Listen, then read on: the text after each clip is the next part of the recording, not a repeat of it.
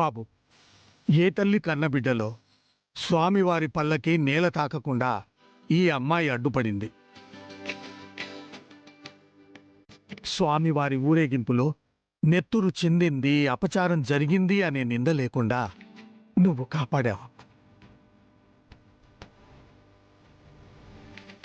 ఈ పల్లకి మోసి ఇంకా గొప్ప పుణ్యం మూటగట్టుకున్నావు. ఆ పల్లకిలోని స్వామివారి విగ్రహాలను ఆలయంలోకి తీసుకెళ్లడం సాంప్రదాయం కాబట్టి స్వామివారికి నమస్కరించుకుని విగ్రహాలు తీసుకో బాబు. అలాగే.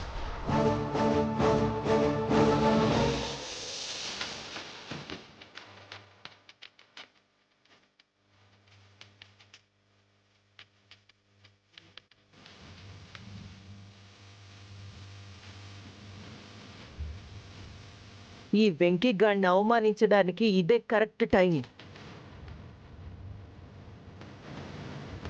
ఇది బాబాయ్, ఏందిది? ఊరికి కొత్తగా వచ్చుండప్పుడు ఇక్కడి పద్ధతులు పాడు తెలియాలా? నీ ఇష్టానికి విగ్రహాన్ని తీసేసుకొని నెత్తిన పెట్టేసుకోవడమేనా? ఇది మా ఇంటి తరపున జరిగే ఊరేగింపు. ఎవరు పడితే వాళ్ళు విగ్రహాల్ని ముట్టుకోవడానికి వీల్లేదు.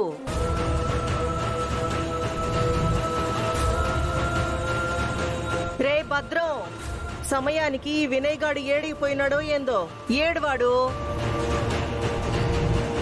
అలంకరణ పనుల్లో ఎక్కడో ఉన్నట్టున్నాడు అత్తయ్య.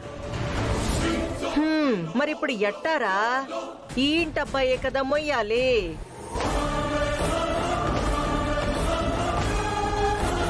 అమ్మా, సీతమ్మ వారి విగ్రహం ఎవరైతే చేతికి తీసుకుంటారో వారే తీసుకొచ్చి మండపంలో పెట్టాలి. మధ్యలో చేతులు మారకూడదు, మారితే అపచారం. పంతులు గారు కూడా చెప్పారు కదా బాబు, తీసుకెళ్ళు. సరే అండి.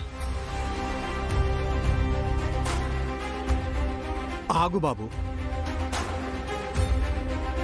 స్వామివారి విగ్రహం, అమ్మవారి విగ్రహం ఒకేసారి తీసుకువెళ్ళాలి.